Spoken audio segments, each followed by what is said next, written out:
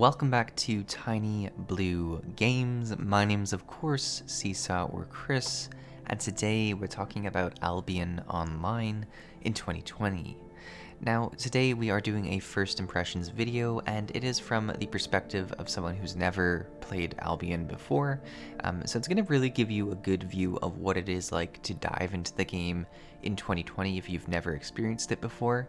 It's a game that I've been more and more interested in, specifically since it shifted to free-to-play and has become a lot larger, gotten a lot more population with that. It's also had some pretty good press recently as it's introduced some really good content updates, specifically focusing on more endgame zones, and it just seemed like the proper time to give it a good look. If you are interested in more first impression videos just like this one, please consider tossing this video a like. It really does help us out tremendously, and more than anything, it lets me know that you guys are interested in this type of content. If you are new to the channel, welcome. We are TinyBlueGames. We are a casual MMORPG community, and we are more than excited to have you along for the journey. And if you do have any suggestions for other MMOs that we should do first impressions on, please leave those in the comments below. I really do enjoy reading the comments, and I do like taking suggestions when I see one that really piques my interest. But yeah, with all that said, let's dive into the video. So as with most MMOs, we start by creating our character. There's not a tremendous amount of options in this game, and realistically, just with the view of the camera and your armor, you're not actually going to notice most of the details that you're choosing here. I think the biggest difference might be going from female to male, as you'll have kind of a different figure that you'll probably will notice, but you do have a surprising amount of options for your undergarments and the color of them, so there's that. But you do get some haircuts and some different beards that you can select from as well. So we're going with someone who looks a bit rugged and has some nice underwear going on, which is great. We then dive into the tutorial. I believe you have to do the tutorial as a new character. It didn't seem like I had the option to turn it off, but we do wake up on a beach, which reminds me very much of the kind of start to Path of Exile. At least that's the time I was playing it, that's what I remember. But we do start on a beach and we find our way to a little town. You work out how to move around the map. You've got your traditional kind of click to move targeting system that feels very similar to a lot of these top-down sort of games, and a large world map to explore, which is kind of nice. It's taken a bit of work to get used to the map, but it does show you a lot once you get to understand it. You will find some quest givers here in the tutorial island that kind of lead you through specific things that you should be doing and teach you about the game. There's probably more quest givers here than there are anywhere else in the game, which makes a lot of sense as people do need more direction. And generally this is a sandbox MMO, so there is a lot less direction once you do get into the game, with just some quests for specific things. We do end up getting our first sword here, and this is where I really noticed something different that I wasn't used to. I was able to choose two different skills, or between two different skills that were on my sword. So the way skills and classes work in Albion Online is that they're very tied to the weapons and equipment you use.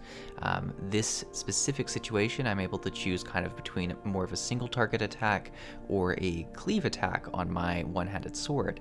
And once I've made this choice, when I do equip this sword, I get one of these two different skills to have on my bar. So it's a very simple system, really. You're just choosing abilities that are attached to a weapon, and you get these abilities when you use this weapon. So you can see here I did end up using the AoE attack, and I'm able to do an AoE cleave attack with my sword, which now I'm not able to do the single target attack. So the thing that's really cool here is that right away, right from the start, you're having decisions that really do impact your playstyle. And I think that's a big plus for Albion Online. The downside to this is it does feel a bit intimidating as a new player to make that kind of decision and choose one over the other right away, but it does add to kind of the fun and more of the complexity of the game. And speaking of complexity, we now have our big board of abilities and specs and skills, which is quite intimidating for a new player. You access this by pushing B by default, I believe, and it does give you a bit of a walkthrough explaining how you do unlock different things, how you gain fame, how you gain learning points, how you can get to different parts of the board.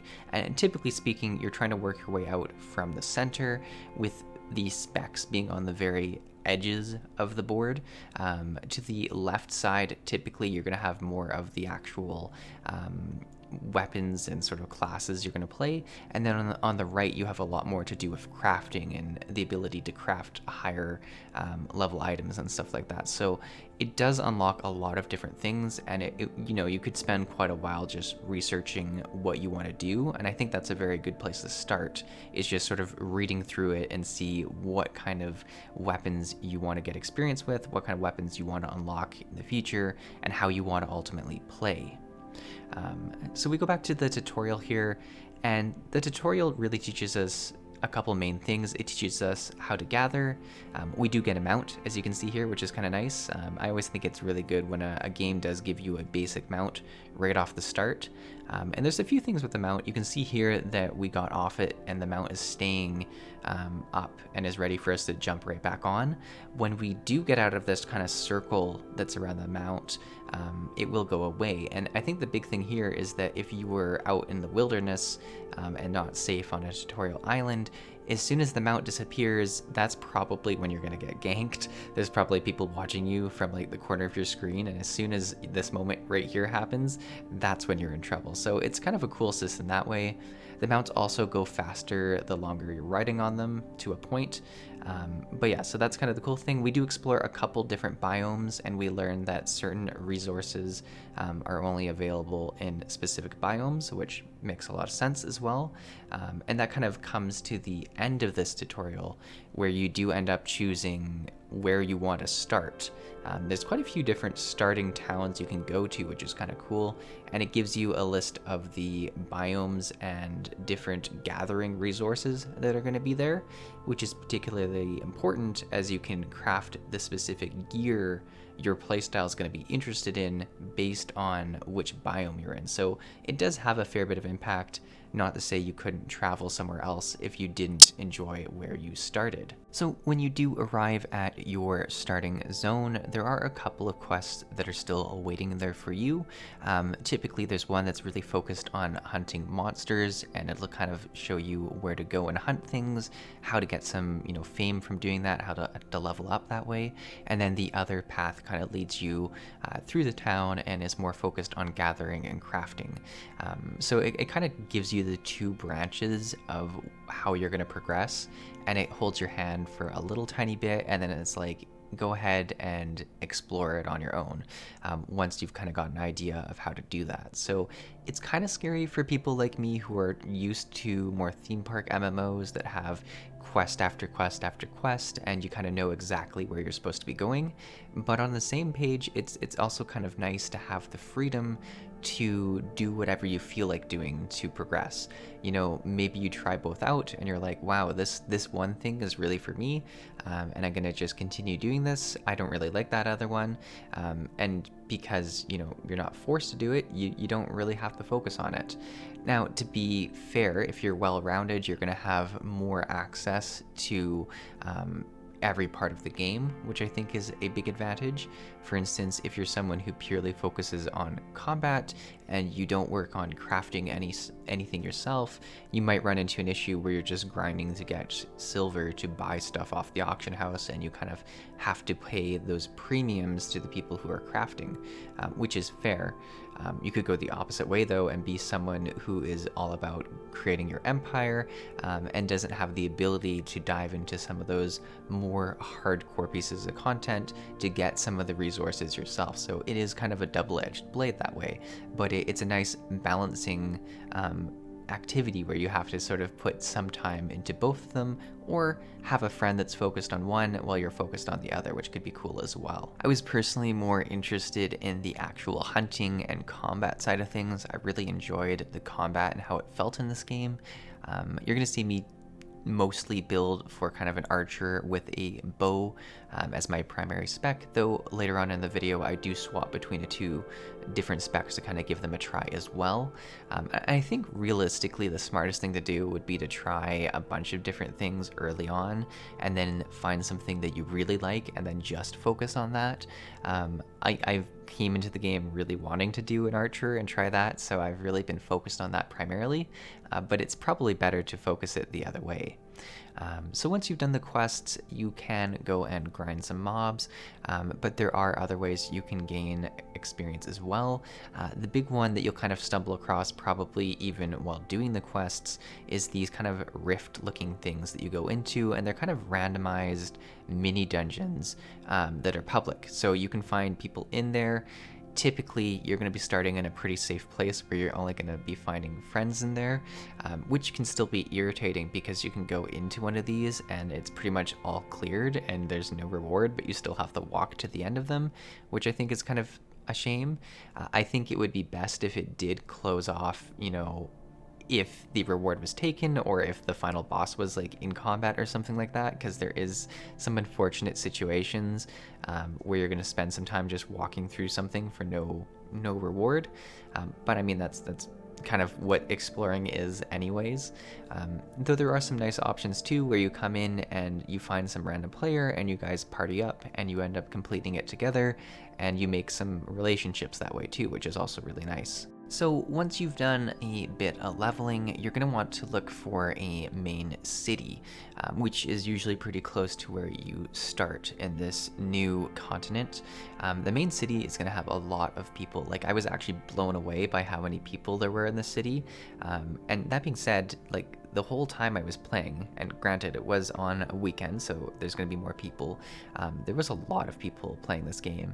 I often had queues of 500 plus people that I had to wait through, and as I wasn't on premium status or not actually paying for premium status, I did have to wait for, you know, maybe 5 minutes to log in, and it was kind of irritating, but it's also kind of nice to be a part of a game that's so big like that. I often have to wait to get into Final Fantasy XIV as well, and it gives that feeling that, hey, there's a lot of people who want to play this as well, so it's kind of a nice thing, but there is just a ton of people in the cities. But you're going to want to check out the cities because the marketplace, kind of their auction house system, they are local to the cities that you're in. So having one with a tremendous amount of people filling it with stuff is really going to give you a lot more options for what you can buy. Whereas the first sort of starting little town I was at did have quite a few options for lower level items, or lower tier items if you prefer. But there was quite a few, you know, specific types of weapons that I couldn't find. And I came to the city and there was just pages and pages of this stuff. So it is interesting in that way that when you find the busier cities, you're going to get more weapons and stuff. The other nice thing is that the resources are going to be more focused in specific biomes. So certain marketplaces are going to have a tremendous amount more of certain resources. And then in that regards, you could buy a fair bit in one marketplace and then make a large expedition to a different marketplace and potentially make some profit, assuming you're not ganked on the way by. So it does open up a little bit of interesting gameplay for people who just like to buy and sell and trade, which I think is really cool and something you don't see often. I didn't do a ton of that. As I said, I focused more on the actual combat side of things, but it is cool to see that there are so many different ways that you can play the game. Speaking of combat, the cities also offer a sort of expedition finder, which is kind of like a random dungeon queue. You do get a daily bonus for the first one you do, and you can queue in as either a solo player or as a group player. So the solo player ones are going to be very similar to the random public dungeons you find, except for the fact that they're going to be, you know, created for you. So there's no chance of you entering one that's already completed, which is nice. I do think they have slightly less rewards because of that, but they are a nice way to sort of grind up really quickly. There's also the group dungeons as well, where you go in with a party of 5, and there's a typical kind of tank player, healer player, and a few DPS. Even as a DPS, it didn't take me long to queue into these at low level, which was really nice. There are a variety of them as well that are sort of more challenging, requiring you to have a higher tier of weapon and gear. So you kind of go through one of them a few times to unlock the ability to go to higher tiers through that sort of ability board that you have when you push B. So it's kind of a system that focuses on one tier, and then you upgrade to a next tier and you start grinding that tier out until you upgrade to the next tier. So it's a very stepping stone way of progressing your character, and it helps make sense of a world that doesn't have a lot of direction by giving it a pretty obvious direction for your gear. You know, it's pretty obvious that you want to get to that next tier, to that next item level. And this kind of brings us to the next real goal I had in the game, which was achieving a certain item level. When I first joined, I knew that there were going to be some type of arena gameplay where you got some more structured PvP scenarios, and I really wanted to try those out. And checking out the queuing system for those, I saw that I needed a minimum item level of 700. I believe it was 700. But that was kind of my goal for the next few days of just sort of working on my character. And there was quite a few ways I progressed this. Yes, I'd level up my tiers through my board, so I was able to wear higher level gear. I believe I needed to be able to wear tier 4 for most of my items. So I had to unlock the ability to equip those items, and then I actually had to get all of the tier 4 weapons and gear and capes for myself as well. And I'd do this either by earning them in dungeons or expeditions, or I could go ahead and craft them, or I could go ahead and buy them off of the marketplace. And what I did, it was kind of a mix of both of them, but primarily I'd say I'd get loot from expeditions that I would sell on the marketplace, and then I'd go ahead and buy the specific types of tier 4 gear I wanted from the marketplace. And I say specific types because there are going to be a lot of different pieces of gear. An instance of this is that you'd have maybe a assassin's chest piece and a hunter's chest piece that are both leather gear, but they're going to have the ability to access different skills. And you remember from the start where we chose between the 2 different sword skills, this could be something like the ability to go stealth or the ability to dodge roll or something like that. So they make a fairly big gameplay difference. So you do kind of want to look through all of the different types of a tier that you have unlocked to see which piece is going to play well with your build, with your playstyle. So during my journey to item level 700, I had some time to try out some of the different specs. All I had to do really to do this was just buy a few pieces off of the marketplace, or I even had some different weapons and stuff in my bag from expeditions, and all you do is just choose a different skill on them and just put them on your character, and you very quickly change to a completely different role, which was really cool to see, because a lot of games it's such a hassle. You have to go somewhere maybe to change your spec, or you have to change out your entire bar and stuff like that. Things became really, really easy where I just dragged on 4 or 5 different pieces of gear, and then I was ready to go. And if I wanted to switch right back to my hunter to do some other higher level stuff maybe, I would just really quickly drop those old pieces of gear back on, and there you go, I'm ready to go. So it made things really easy and quick that way, and I was able to try out both kind of a tanky warrior class with kind of a sword shield and see what that felt like, as well as a magician class. And they all felt very different from each other. I found my ranger had a good mix of damage and survivability. My warrior had maybe a bit less damage, but I was able to kind of continuously take pressure, and specifically specifically, I was able to interrupt a lot of abilities, which would help out a lot for teammates in either expeditions or PvP, which I thought was really cool. And then my magician had a lot of damaging abilities, probably more damage than my ranger did, but it was a lot harder to take some bosses because I was very squishy and didn't have a lot of sustain in combat. I could very easily heal back up once I was outside, but I certainly didn't have as much health during the actual fights, and I had to more rely on out damaging the boss before I died, which was a very different play style as well. So there are a lot of different playstyles, and these are just 3 of a large pool of different ways you can play your character, which I think is really cool. So I finally did get to item level 700, and I got to try out their arena system. The queue for this was a little bit longer. There is either the ability to be a DPS character or a healer. I'd assume that the healer queue is a lot quicker because a DPS queue I was waiting, though when I say waiting, I was waiting only maybe 5 or 10 minutes, so it still wasn't that bad. The main issue I had though is if you were in a different window or weren't really paying attention, you could pretty easily miss the queue, whereas if you just had nothing on your screen, it's actually pretty loud at that point. It weirdly gets quieter when you're busy doing stuff in the interface. So that was one issue I had. I missed 1 queue at least, maybe 2 queues before I actually found one and got in. But once I did get in there, it was pretty enjoyable. We ended up losing the game, which is fair because I don't think I was very great at the combat. It took me a little bit to learn what the mechanics of the arena were. It was some sort of Dominion game where there was 3 bases that you had to go and capture every 30 seconds.